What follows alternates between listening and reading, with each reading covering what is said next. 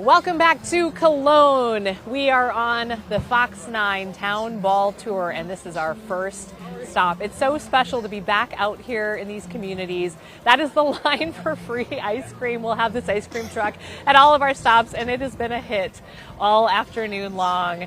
Fritz Field is where we are, home of the Hollanders. Cologne taking on the Blue Jays of Plato at 7:30 first pitch. But we want to tell you a little bit about this great community of Cologne right now. Sarah Bruss is a city council member and somebody who Cologne is near and dear to your heart. It is. I have to say, first of all, there are a lot of folks who are like, where is Cologne? I may have heard of it. Do you get that a lot? We do. So we're straight west of Chaska. We're on 212. They're widening it. It should be open by fall of this year. Down to it's going to be open to 4 lanes from 2. So we're definitely worth a stop off of 212. All right. So you're on 212. You see the sign for Cologne. You get off. What kind of things should people look for? There's some hidden gems. Obviously, you can come to a ball game. That's certainly front and center. But what about the town itself? Yeah, so we have preschool. We have a school here that's from kindergarten through 8th grade. We have Cologne Academy. They're opening a preschool here soon too, so that's exciting. We have a preschool here in town.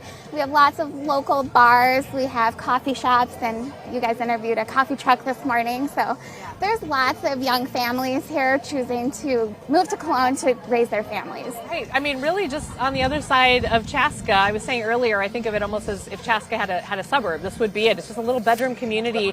But what's great about Cologne is that the population is actually really going up, unlike a lot of small towns that struggle to bring in new folks. And we have room for growth too. So we have a few couple neighborhoods that are popping up here. So yeah, we definitely still have more room for growth for our community. So well, once that 4-lane highway opens up, you better watch out because absolutely. I think it's going to start booming out here in Cologne. It sure will. Yeah, this won't be a secret anymore for people. They'll find it quickly. But as a city council member, what do you try to shepherd this growth in the town's future to pay homage to its history, because it has such great history? That's a great question. So yeah, so we're definitely, we want to keep it, we don't want to grow it too quickly, and so we definitely want to keep it at a good pace. So we definitely keep that in mind with our city council, and our planning commission takes a big role in that also. So. This is a community with a really rich history, a fun community. The people have been just so warm and friendly, and we look forward to hearing really good things coming out of this community in the future. And how fun to be on the city council on kind of the ground level to see it all grow and flourish. It's a great place to raise a family. I definitely recommend it. How many games do you go to a year? Oh, I don't know. All of them? All the home games? That's the right answer. All right, Sarah Bruss, thank you so much for talking to us about Cologne and teaching us about your community and sharing it with us.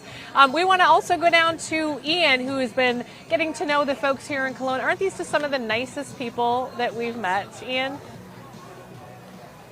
And not to put any other town ball tour stop under the microscope. Perfect. But there's something special about Cologne and the people we've been meeting here. And by the way, we're down on the field. To give everyone where we are here, the anchor position with Jim, Rich, and Amy, it's up there on the hill. That's where the ice cream is. That's where the shack is for all of the food. And of course, on the field is where it all happens. And something really cool for town ball, they were able to reschedule tonight's game. So first pitch isn't until 7:30. So we've got lots of time for ice cream. We've got lots of time for baseball, and we've got lots of time for the world's best cheese puffy deliciousness. That's what I'm going to call them, because I have to be honest with you. I tried one, and they're not like a cheese curd. They're not heavy. They're puffy. They're light. They're amazing. So we're going to do that in a while. And if you've been scoring over the last 4 years, I have always had Chaska as the number 1 burger in town ball.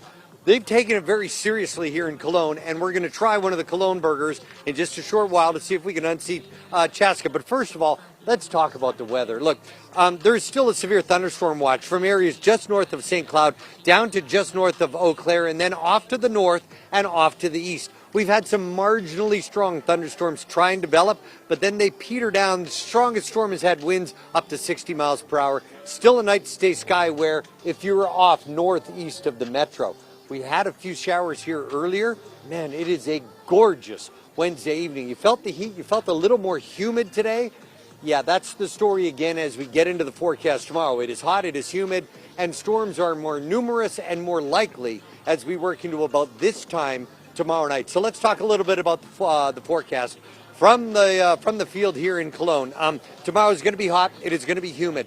From the Storm Prediction Center, most of the viewing area in a level 2 slight risk of severe weather.